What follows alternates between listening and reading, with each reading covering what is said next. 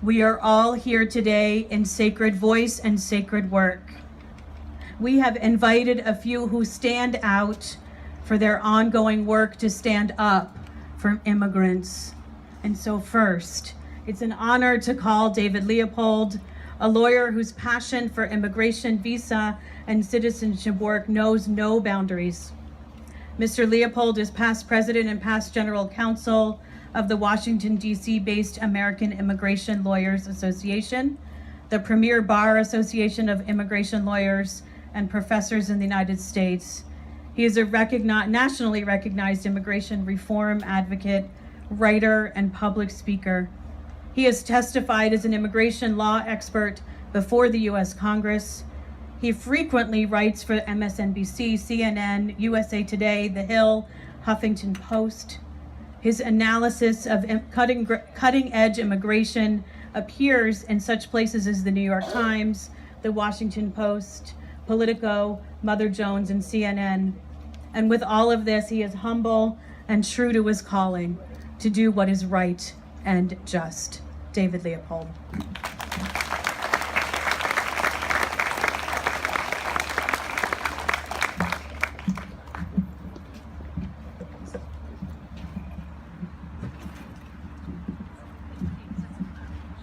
It's rare that I have to pull up. Thank you, Rabbi. And I wanted to start off with a quote. With the horrors that have been happening in Mississippi over last week, where children were separated from their mothers and their fathers, hard-working parents in Mississippi, meatpacking plants.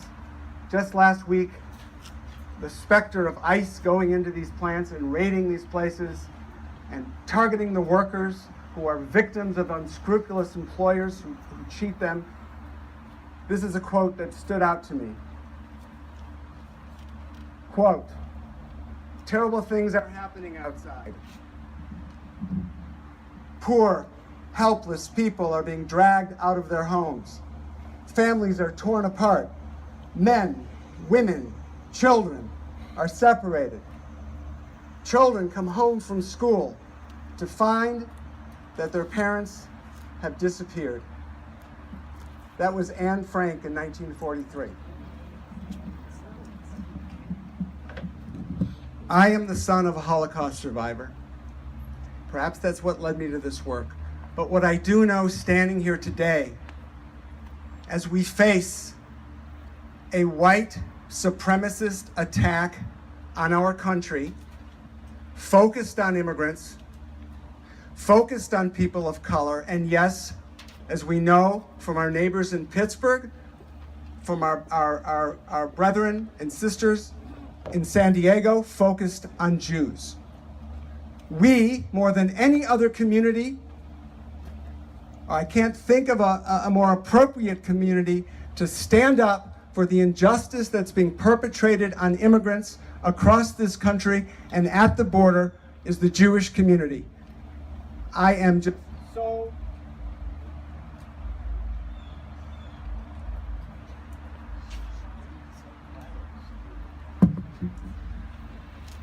it is just such a source of pride that each one of you has come here today to stand up, truth to power, what is right in this country, bringing our country back to what we know it should be, not what some clique in Washington thinks that they want it to be.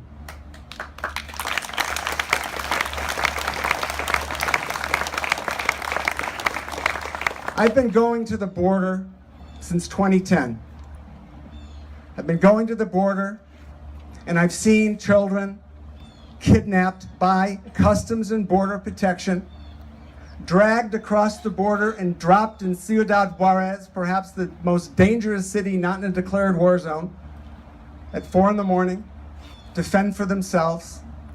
We've seen the specter of families seeking asylum in this country, seeking refuge in this country. That's why my parents came here. I'm sure that's why many of your parents and grandparents came here, being subjected to squalor and danger in camps in Juarez because the United States government, under the current administration, has said that they cannot apply for asylum in the United States. That is what's going on. That is why we are standing here. That is unjust. And at the same time, locking up children, not giving them soap, not giving them water. Children have died. People are dying because of this administration, and its objective to be as cruel as possible. Don't make any mistake. This is not about border security. This is not about the safety of our communities. This is not about any rational immigration policy that I know of or that anybody in this group can articulate. This is about cruelty for cruelty's sake. That's what this is about. It's shameful, and it will forever remain a stain on the United States. And I truly believe that we are...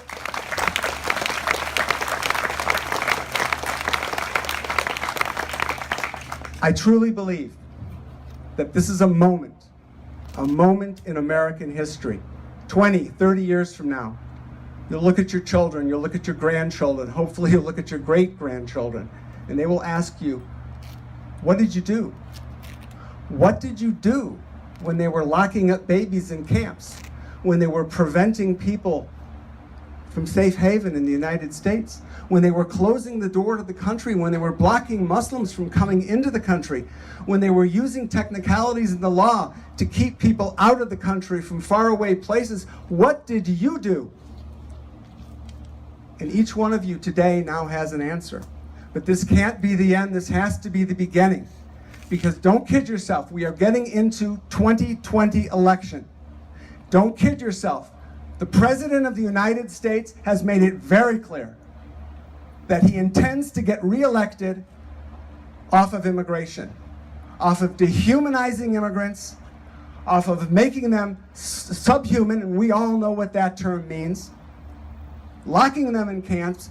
You know, we make the mistake of thinking if we protest and we embarrass this president and his enablers, that they'll stop.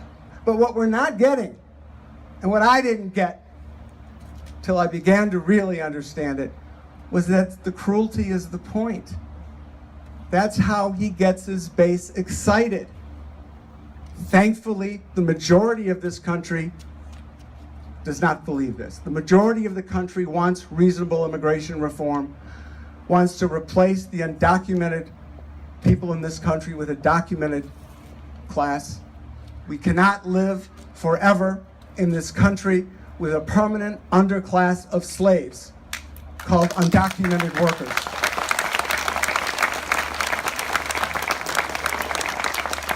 One point I really want to make, because I find this so frustrating as I watch television and I watch the commentators. Point one, it is absolutely legal to apply for asylum in the United States regardless of how you get here. I know this is nerdy, but Section 208 of the Immigration and Nationality Act, if you want to check that, it is legal and it says that. Number one. Number two, and this is just as important when we watch these awful raids in Mississippi and more to come, just because somebody is in this country without papers does not mean they don't have the right to be here. Let me explain what I mean, because it's not just opinion and propaganda. A woman who is trafficked into this country, a child who is trafficked into this country, a woman who is beaten up by her U.S. citizen husband is protected by the Violence Against Women Act. We have visas called U visas and T visas to protect people without papers who are victims of crimes, witnesses of crimes. So when you hear somebody say, they're illegal, that doesn't mean a thing. That doesn't mean a thing. What's important to understand is this is a very complex law, and it's explained with broad brushstrokes to make it easier for the perpetrators to justify their crimes. And crimes these are. When you separate children under a system of law designed for what we call unaccompanied minors, kids coming to the United States alone, when you take children from their parents and you separate them and you put them into a system that is designed for unaccompanied minors, that system does not have any mechanism to reunite these kids. So don't think that this is some sort of a Trump administration negligence. This was intentional, this was cruel, this was inhumane, and this is criminal.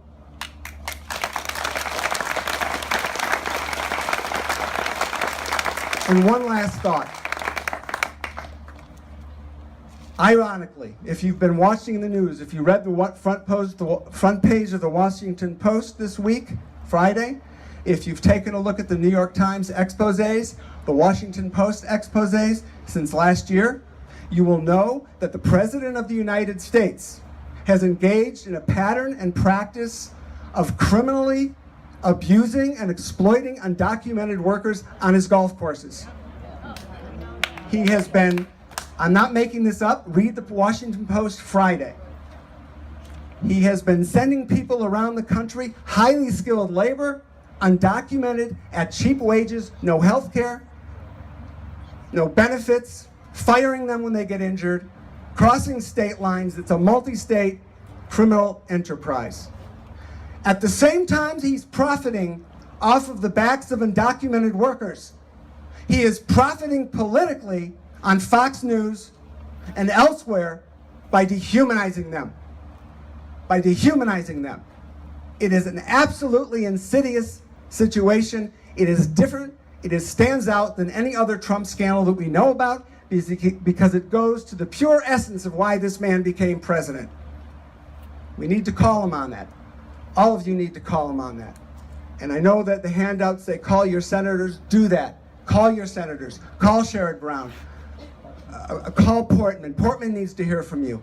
Call David Joyce. Call your member of Congress. Demand justice. Demand immigration reform. We've got to ask ourselves finally,